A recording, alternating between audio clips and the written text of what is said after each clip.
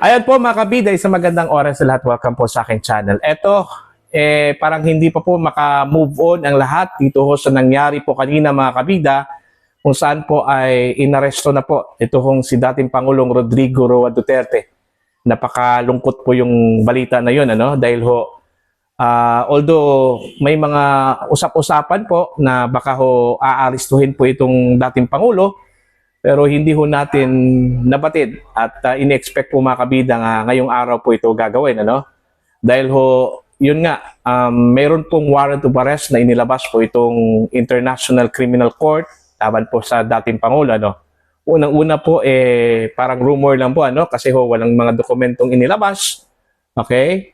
At puro lang balita mula sa Rappler, ano? At naturingan ngang fake news, ano? Dahil ho, walang mga dokumento, tsaka wala pong official statement po mga kabida mula sa ICC, ano? Ang tanging sagot lang po nila is no comment, no? Pagdating ho doon sa issuance po ng warrant of arrest laban po sa dating Pangulo, ano? Pero kanina po mga kabida, bigla hong nagkaroon po ng balita na yung flight daw ng dating Pangulo ay nabago, ano? Instead na alas 4 po ng hapon, kanina pong alas 10 po ng umaga, no? Kaya prior ho doon sa arrival po mga kabida dyan ho sa Ninoy Aquino International Airport, marami na pong mga pulis na nandoon, ano? At nag-abang po mga kabida at yun na po yung parang sinyalis po na baka may arrest na mangyayari po, ano? Laban po sa dating Pangulo. Yun nga, nangyari po yung arrest. Unang-una parang sinasabi po mga kabida na wala daw warrant, na inaresto daw itong si Digong, no? Pero nung binasa po mga kabida ni General Torre yung warrant of arrest sa pamamagitan lang po ng phone, okay? Yun po, parang sinang-ayunan po, ano, ni Digong yung binasa po na warrant of arrest po mga kabida ni General Torre, ano po. Okay? Now, ito po yung official statement mula sa Presidential Communications Office, ano? Kasi po kanina mga kabida, walang ideya, no? Kung ano ba talagang nangyari, bakit po maraming police, totoo bang may warrant of arrest, ano pa, no?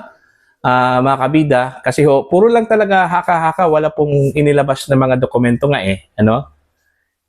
Ito po, naglabas po ng official statement, ito hong Presidential Communications Office, ano? Pagkatapos pong arestuhin po itong si Digong, mga kabida.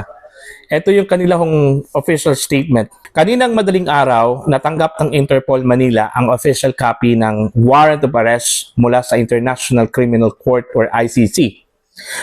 Alas 9:20 ng umaga ngayong araw, 11 Marso 2025, ang dating Pangulong Rodrigo Duterte at ang kanyang grupo ay dumating sa Maynila mula sa Hong Kong sakay ng Cathay Pacific CX-907. Sa kanyang pagdating, hinihain ng Prosecutor General ang ICC notification para sa isang arrest warrant sa dating Pangulo para sa krimeng laban sa sangkatauhan. Ang dating Pangulo at ang kanyang grupo ay nasa mabuting kalagayan at sinuri ng mga doktor ng gobyerno. Sinigurado na siya ay nasa maayos na kalagayan. Ang mga opisyal ng PNP na nagpapatupad ng warrant ay tiniyak na may suot na body camera.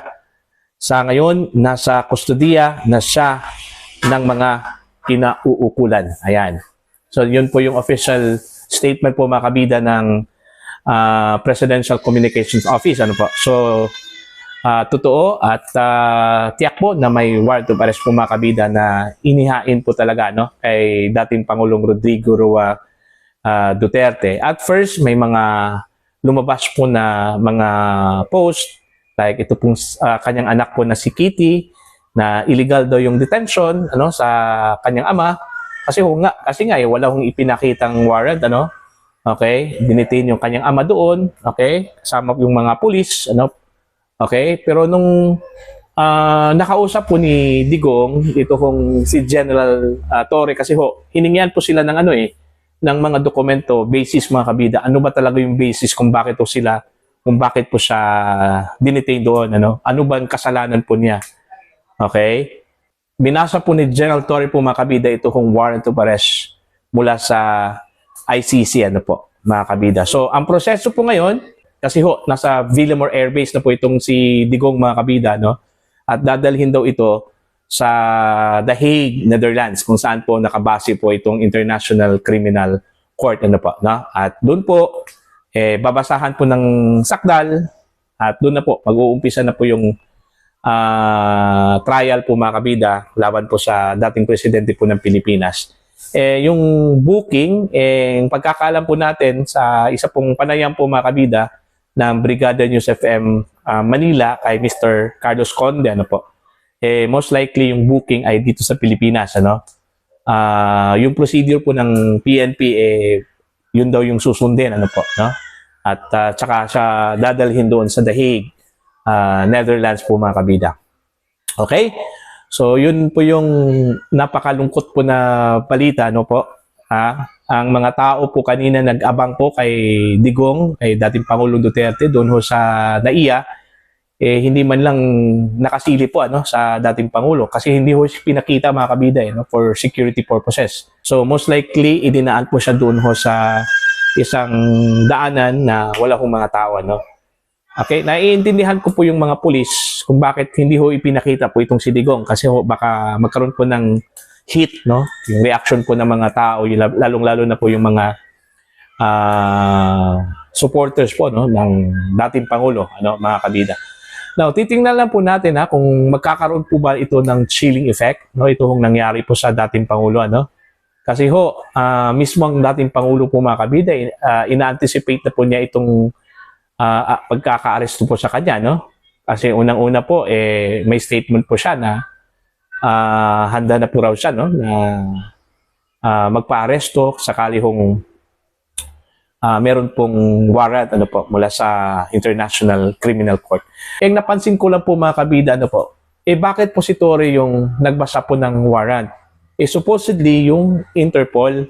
Dapat ang nagbasa ng warrant of arrest po kanina, ito pong Interpol, representative po ng Interpol, si Torre yung nagbasa parang tayo po yung humuli dun sa dating presidente po ng Pilipinas. Diba? Anong silbi po ng Interpol doon? Kung tayo lang man pala yung huhuli sa dating Pangulo, idinaan pa ng ICC sa Interpol. Yung pala, yung PNP lang pala natin yung huhuli doon sa dating presidente po ng Pilipinas. Yun yung malaking question doon mga kabida.